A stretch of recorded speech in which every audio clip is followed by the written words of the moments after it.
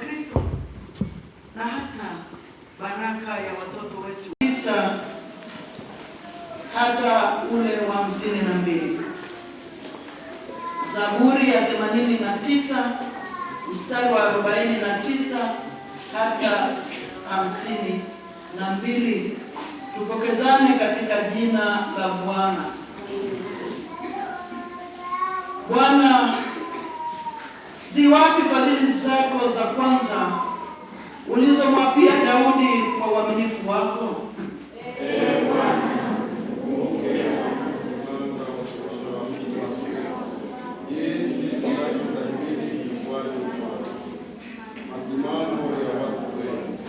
Ambayo adui zako wamesimanga, Bwana, naam, wamezisimanga hatua za Masihi wako.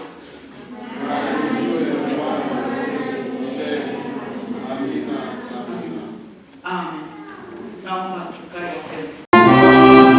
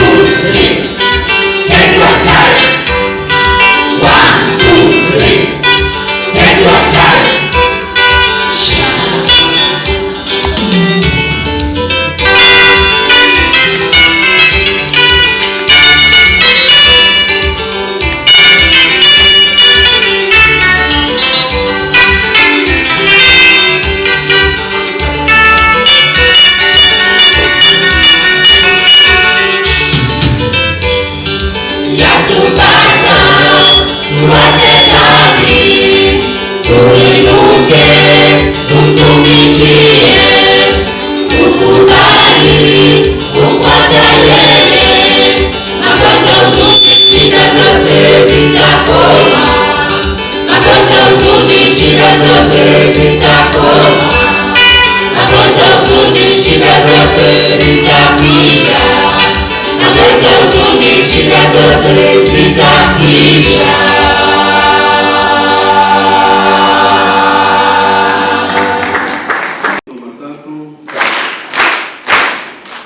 Niombe na wazazi wao wasimame ili tutambue kama wamekuja. Wazazi na wadhamini.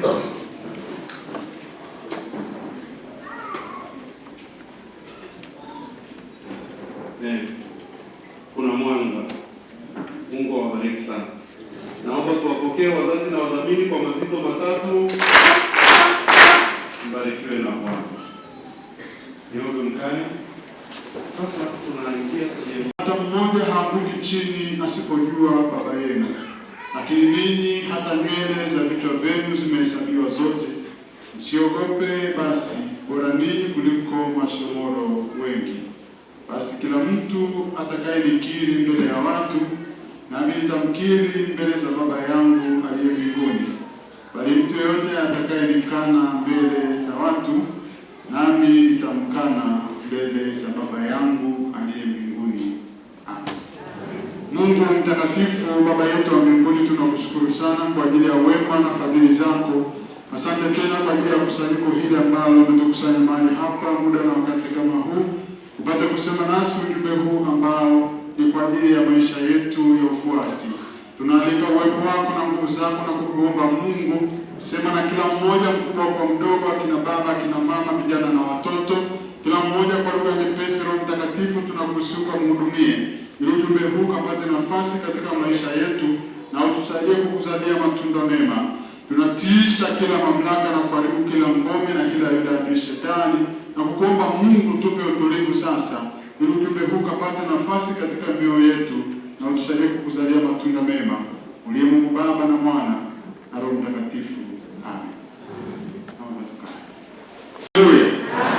Tunamshukuru Mungu sana kwa ajili ya siku ya leo. Kama mchungaji alivyonitambulisha majina yangu, lakini natoka usharika wa Tarakea mpakani mwa Tanzania na Kenya.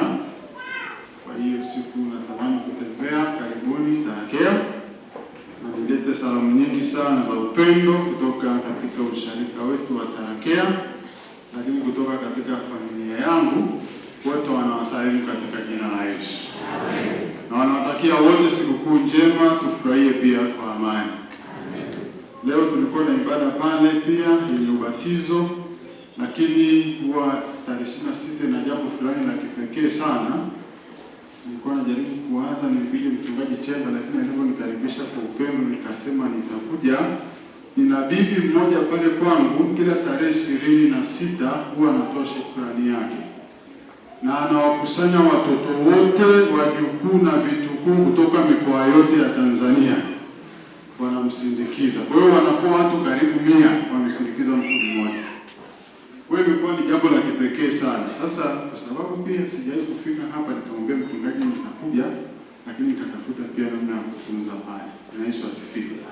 Kwa hiyo ninamshukuru Mungu, lakini mchungaji na ofisi kwa ujumla kwa mwaliko huu. Mchungaji angeweza akaalika mchungaji yote katika kanda ya Mwika kaskazini au kusini ambao ni karibu, lakini akaona mimi niliweko kule mbali nije hapa pia. Haleluya. Ndio upendo wa Kristo. Kwa hiyo nimekuwa nikijifunza jambo sana kwa huyu mama, jinsi ambavyo anamshukuru Mungu, na ni mzee, umri umeenda, lakini sisi ambao tuna nguvu hivi, mwaka umeisha leo tarehe 26. Mungu amwambia Mungu asante kweli. Umejiuliza ni watu wangapi tulianza nao Januari, leo Disemba wapo, ukamwambia kwa Mungu asante kwa yale ambayo umemtendea. Mungu atusaidie tuwe watu wa shukrani. Bwana Yesu asifiwe. Siku ya leo ni siku ambayo pia tunawakumbuka watu ambao wamekufa wakitetea imani, mashahidi waliokufa katika imani, na kichwa cha leo tunasema uwe shahidi mwaminifu wa Yesu. Nisaidie kumwambia jirani yako, uwe shahidi mwaminifu wa Yesu. Wakipaimara mnaobarikiwa leo, mshike mwenzako mkono, mwambie uwe shahidi mwaminifu wa Yesu. Hili ni jeshi jipya linaloingia katika shamba la Bwana. Na wazazi na wadhamini tuliposimamishwa hapa, sio kwamba kazi imeisha ndio inaanza. Msharika umefanya kwa nafasi yake, wamefundishwa vizuri, sasa wanarudi kuwa washarika. Sisi wazazi na wadhamini tuna kazi ya kufanya katika dunia hii ambayo imejaa mafundisho mengi sana potofu. Tunahitaji kuwasaidia, na nitangulia kusema mapema, tunahitaji sio kuwasaidia kwa maneno, lakini zaidi kwa matendo. Nimekuwa nikifanya utafiti, ukienda mara nyingi kwenye ibada, wengi ni wakina baba, wakina mama, wengi ni wababa wa mama. Ukienda kwenye ibada za jumuiya, wengi ni wanawake, wanaume. Wewe ukiuliza kwa nini? Na hiki kitu kinaendelea kukua. Mmoja akaniambia, wababa wengi hatuendi kanisani, huwa tunatoa tu sadaka, tunampa mtoto aende kanisani. Kwa hiyo naye atakapokuwa mtu mzima atafanya kutoa sadaka, na yeye ataenda wapi? Kwa baba, tuna swali la kujiuliza, tuna kazi ya kufanya. Sasa hili somo ambalo tumelisoma ni mwendelezo wa habari ya Yesu baada ya kuwaita wale wanafunzi thenashara 12, akawatuma kwenda kutumika. Na alipowatuma alikuwa anawapia kisaikolojia, kujua huduma wanayoiendea, changamoto zake na magumu yake, na namna ambavyo wanapaswa kusimama imara katika kumhubiri Kristo kwenye huduma yao. Lakini jambo jema ni kwamba walipewa mamlaka, na Yesu pia akaahidi kuwa pamoja nao ili aweze kuwasaidia. Bwana Yesu asifiwe. Unapokuwa mfuasi wa Yesu, hauko peke yako, uko pamoja na Yesu, lakini unahitaji kusimama imara kumshuhudia huyo Yesu.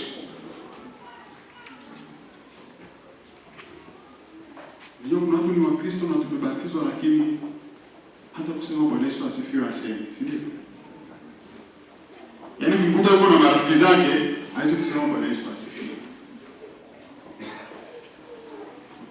Shahidi au shuhuda ni mtu anayemshuhudia, anayemwakilisha au anayemwamini. Sasa kama wewe ni shuhuda wa Yesu, unahitaji kumshuhudia Yesu mahali popote unapokuwa, watu wajue. Sasa watu wanajua sisi ni wafuasi wa Yesu pale tulipo, tunapoishi nao. Yesu anamwambia, ninawatuma kama kondoo katikati ya mbwa mwitu. Na kwa sababu hiyo anawaambia muwe na busara kama nyoka. Lakini mstari wa 16 anawaambia, angalieni mimi nawatuma kama kondoo kati ya mbwa mwitu, basi wewe na busara kama nyoka na kuwa watu wapole kama hua. Nyoka huwa anajua ni wakati gani wa kujihami, kuficha na kushambulia. Anaambia muwe na busara kama nyoka, lakini kuweni wapole kama njiwa, na mkijihadhari sana, anasema, na wanadamu, kwa maana watawapeleka mabarazani na katika masinagogi yao watawapiga. Akawaeleza upana wa huduma hiyo. Lakini mstari wa 22 akawaambia, nani mtakuwa mkichukiwa na watu wote kwa ajili ya jina langu, lakini mwenye kuvumilia hata mwisho ndiye atakayefanyaje? Kwa sababu ya kutangaza msimamo wa kiimani, kuna watu watatofautiana na wewe. Kwa sababu ya kuonyesha mrengo wako wa imani, kuna watu pia watakuwa tofauti na wewe. Lakini anasema atakayesimama imara hata mwisho ndiye atakayeokoka.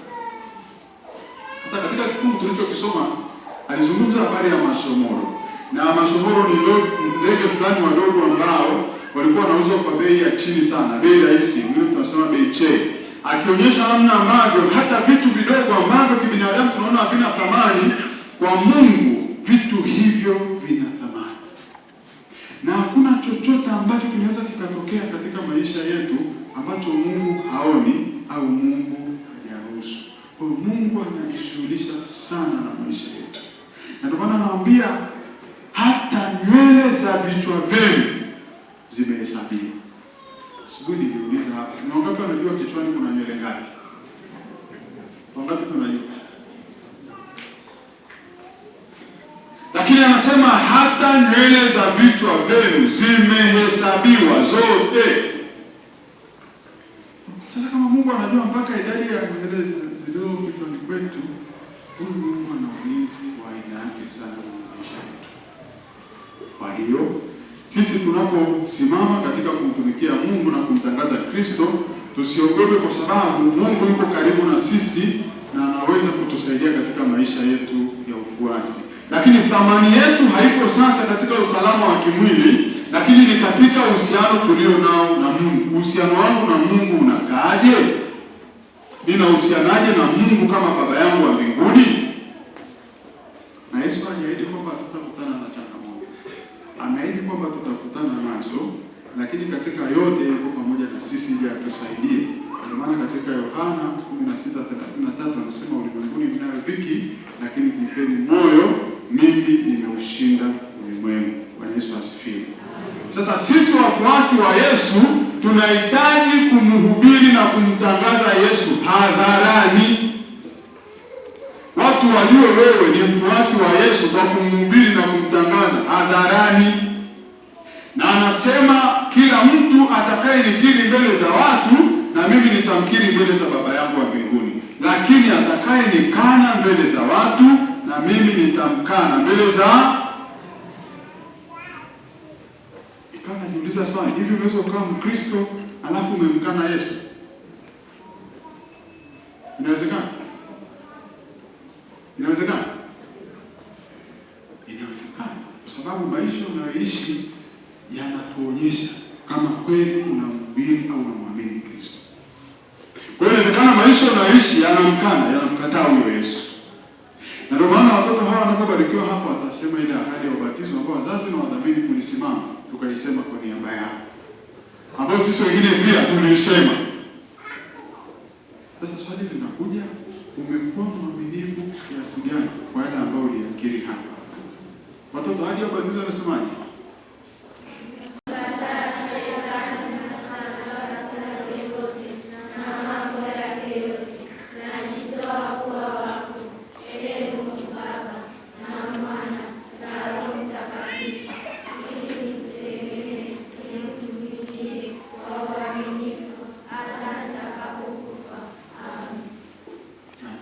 Asanteni sana. Naomba tuwapigie makofi.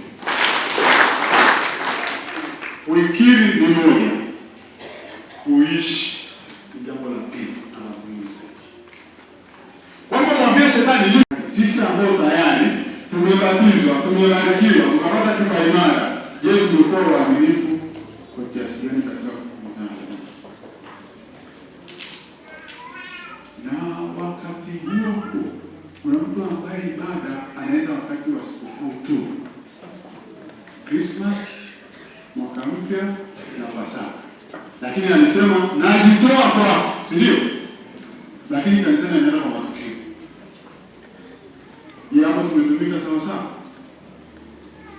Tumetumika sawa sawa? Kuna watu wanaenda kanisani kwa matukio. Mmoja akawa analalamika aliposikia kuna mchango, anasema kila siku ni mchango.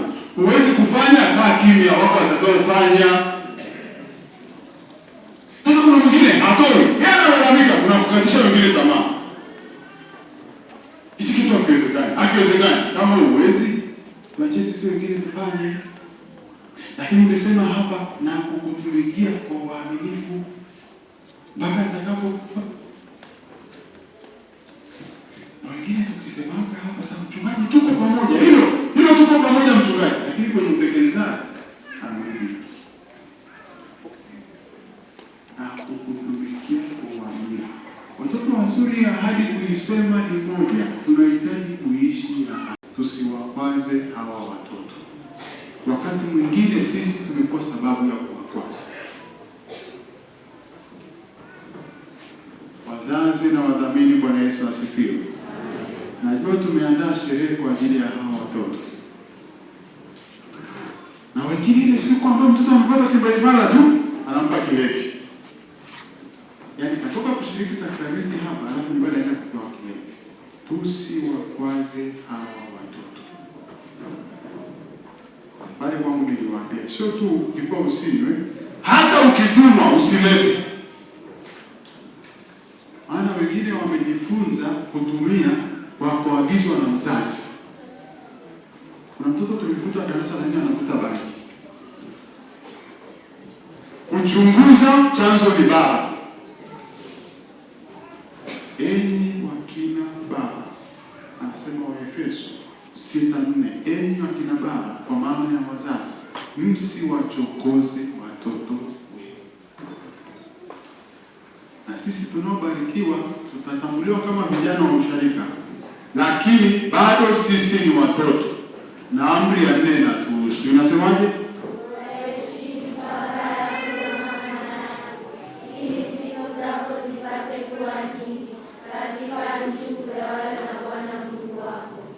Mpaka hapo inatosha.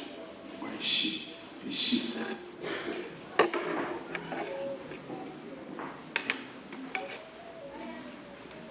Wakati fulani wazazi wamelalamika, vijana wa siku hizi wameharibika, watoto wa siku hizi.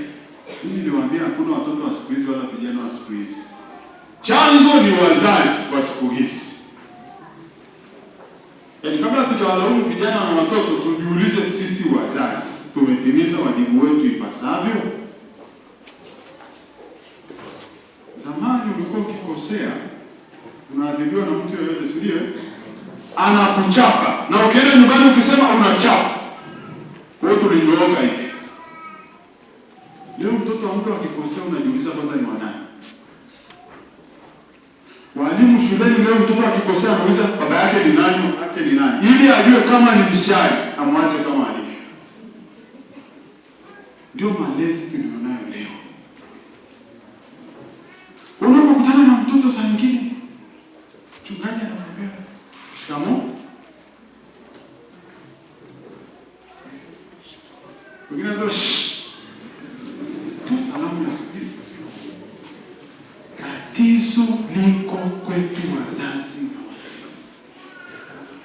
Kama tukurudi kwenye ule msingi wa mtoto ni wa watu wote, kila mtu akalea wapake, tuko kwenye hatari ngumu sana.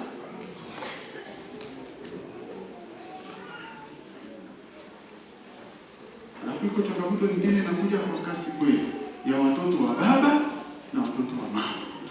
Sasa mimi sisemi hicho leo, ila tuko kwenye changamoto kubwa.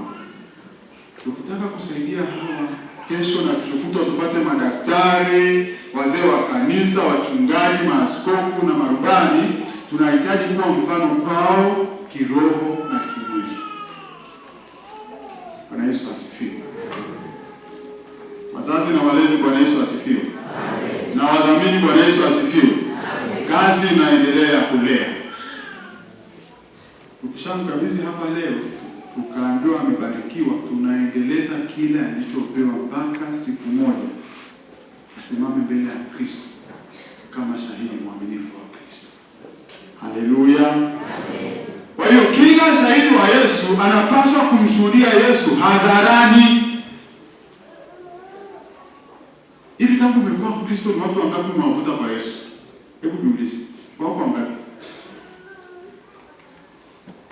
Maana ule Mungu ameenda kwa nini nasema tuzae matunda mema? Kuzaa matunda mema maana yake ni kupitia wewe, wengine wavute kwa nani? Wewe umevuta wangapi? Au umekoza wangapi?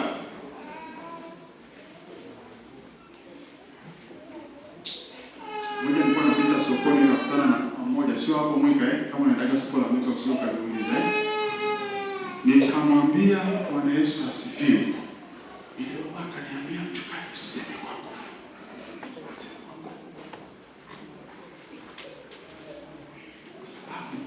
Wale wenzake hawajui kwamba ni Mkristo. wanavyoishi nao na wanavyomfahamu, akisema amen, watashangaa huyu mama anamjua Mungu. Kwa jinsi alivyo anaogopa kusema amen. Asubuhi nikauliza swali lingine pale ya kwanza, hivi tulivyo hapa kanisani leo, hivi tulivyo kule nyumbani, ndivyo tutakavyokuwa kazini, ndivyo tulivyo. Bwana Yesu asifiwe. Yaani tulivyo hapa leo na Mungu anavyotutazama, ndivyo na kesho tukija nyumbani tutakukuta, na pale kazini kwako na kwenye biashara yako utakuwa hivyo kama ulivyo hapa. Nauliza hivi kwa sababu Mkristo wa kweli hapaswi kuwa kinyonga. Yaani usibadilike kutokana na mazingira. Uwe wewe kila mahali utakapokukuta. Wengine tukitembea ziara akasikia mchungaji huyo, mwinjilisti mzee wa kanisa, huo mlango atakapoufunga akakimbia, ni kile mtu aliona nyoka. Sasa unamkimbiaje mtumishi? Ungefurahi umetembelewa, kuona kimbia asikukute.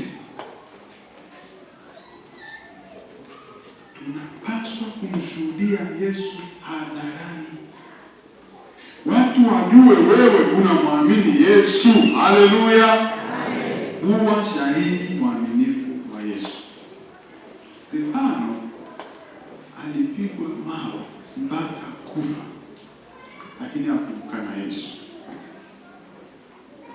Siku moja tulikuwa tunamjadiliana mahali, nikasema hivi, wangapi unaweza kustahimili yale mawe yalikuwa yanapigwa? Mmoja akasema mimi nikipigwa moja tu. Hata wewe Yesu nasema simjui. Ndio ninasema uwe shahidi mwaminifu.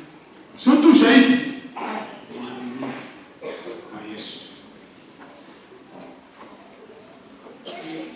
Na ukiwa shahidi mwaminifu wa Yesu, ni lazima uwe pia mkweli.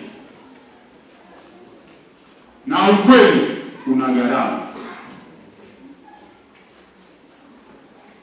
Wasanii wanasema ukweli unafanyaje? Unauma. Uko tayari kuambiwa ukweli?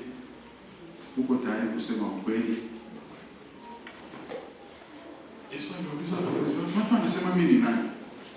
Walimpa majibu. Baadaye akauliza na nini mnasema mimi ni nani? Hivi leo tukaa siku moja na wale wa nyumbani mwako, baba ulioko hapa, mama ukaambia, hebu kaeni hapa wote wa nyumbani, alafu kila mtu aseme mimi mnanionaje, na usio mkali wala usikasirike, ukubali kuambiwa ukweli. Yaani kila mtu aeleza anapokuona, alafu muone majibu yatakayotokea.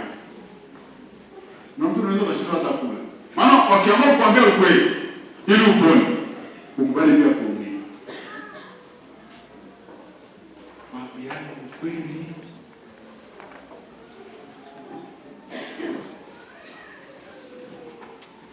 Sisi ni Wakristo, tunapaswa kusimama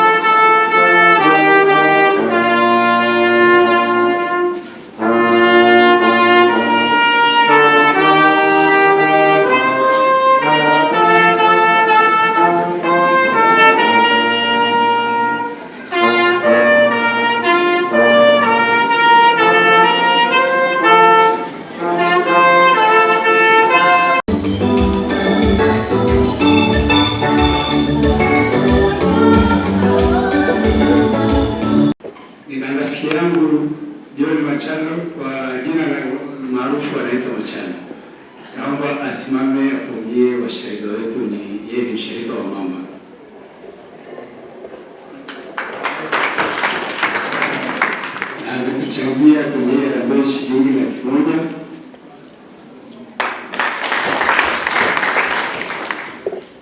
Bwana Yesu asifiwe. Rafiki yangu Njiro naye amefika hapa, amechangia shilingi 100,000. Kwa ujumla amesema pale ni shilingi 500,000 tumeahidi, wameongeza 200,000 hiyo 700,000. Rafiki yangu Cosmas naye amechangia 500,000, kwa jumla ni 1,100,000. Asante.